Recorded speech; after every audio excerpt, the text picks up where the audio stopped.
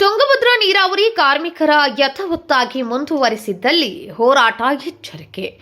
ನಿಯಮ ಉಲ್ಲಂಘಿಸಿದರೆ ಹೋರಾಟ ಎಚ್ಚರಿಕೆ. ರಾಯಚೂರು ತುಂಗಭದ್ರಾ ನೀರಾವರಿ ಕಾರ್ಮಿಕರನ್ನ ಸರ್ಕಾರ ಆದೇಶದ ಅನ್ವಯ ಹಾಗೂ ಕಾರ್ಮಿಕ ಇಲಾಖೆ ನಿಯಮಾನುಸಾರ ಕೆಲಸದಿಂದ ಯಥಾವತ್ತಾಗಿ ಮುಂದುವರಿಸಬೇಕು.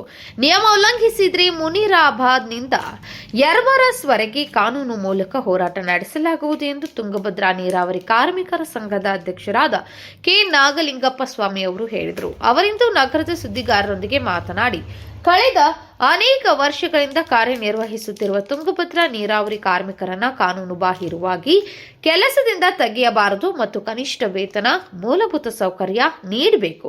ಇಲ್ಲದಿದ್ದರೆ ಹೋರಾಟ ತೀವ್ರಗೊಳಿಸಲಾಗುವುದು ಎಂದರು. ಇತ್ತೀಚೆಗೆ ಕಲಬುರಗಿಯಲ್ಲಿ ಪ್ರಾದೇಶಿಕ ಉಪ ಆಯುಕ್ತರ ನೇತೃತ್ವದಲ್ಲಿ ನಡೆದ ಕಾರ್ಮಿಕರ ಸಂಧಾನ ಸಭೆಯಲ್ಲಿ ಕಳೆದ 30 ವರ್ಷದ ಸೇವೆ ಸಲ್ಲಿಸುತ್ತಿರುವ ನೀರಾವರಿ ಕಾರ್ಮಿಕರನ್ನ ಕಾಯಂ ಕೆಲಸಗಾರರು ಎಂದು ಪರಿಗಣಿಸಬೇಕೆಂದು ಸಭೆಯಲ್ಲಿ ಆಯುಕ್ತರ ಗಮನಕ್ಕೆ ತರಲಾಯಿತು ಎಂದರು.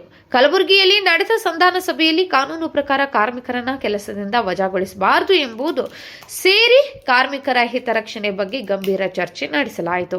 ನಿನ್ನೆ ಸಿಂಧನೂರಿನಲ್ಲಿ ಸಂಘದ ನೇತೃತ್ವದಲ್ಲಿ ನಡೆದ ಸಭೆಯಲ್ಲಿ ಪ್ರಾದೇಶಿಕ ಆಯುಕ್ತರು ಆದೇಶವನ್ನು ಎಲ್ಲರೂ ಕಡ್ಡಾಯವಾಗಿ ಪಾಲಿಸಬೇಕು ಎಂದು ಸೂಚಿಸಲಾಗಿದೆ. ಯಾವುದೇ ಗೊಂದಲಕ್ಕೆ ಒಳಗಾಗದೆ ಪ್ರತಿಯೊಬ್ಬರು ಕೆಲಸಕ್ಕೆ ಹಾಜರಾಗಬೇಕು ಎಂದು ಸಭೆಯಲ್ಲಿ ನಿರ್ಧಾರ ತೆಗೆದುಕೊಳ್ಳಲಾಗಿದೆ ಎಂದರು. ಸರ್ಕಾರ ಆದೇಶದ ಅನ್ವಯ ಕಾರ್ಮಿಕರನ್ನ ಕೆಲಸದಿಂದ ತೆಗೆಯಬೇಕು, ಉಲ್ಲಂಘಿಸಿದರೆ ಹೋರಾಟ ತೀವ್ರಗೊಳಿಸಲಾಗುವುದು ಎಂದು ಎಚ್ಚರಿಕೆ ನೀಡಿದರು.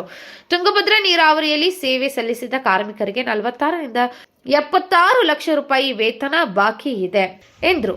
ಗುತ್ತಿಗೆದಾರರು ಟೆಂಡರ್ ಪ್ರಕ್ರಿಯೆ ವಿಳಂಬ ಧೋರಣೆ ಅನುಸರಿಸುವುದರಿಂದ ಕಾರ್ಮಿಕರಿಗೆ ವೇತನ ಪಾವತಿಸುವಲ್ಲಿ ವಿಳಂಬವಾಗಿದೆ ಎಂದರು. ಈ ಸಂದರ್ಭದಲ್ಲಿ ಬಸವರಾಜ್, ಜಲಾಲ್, ನಿಸಾರ್ ಅಹಮದ್, ರಾಜು ಮೊಹಮ್ಮದ್, ಜಗದೀಶ್ ಸೇರಿದಂತೆ ಇನ್ನಿತರರು ಉಪಸ್ಥಿತರಿದ್ದರು.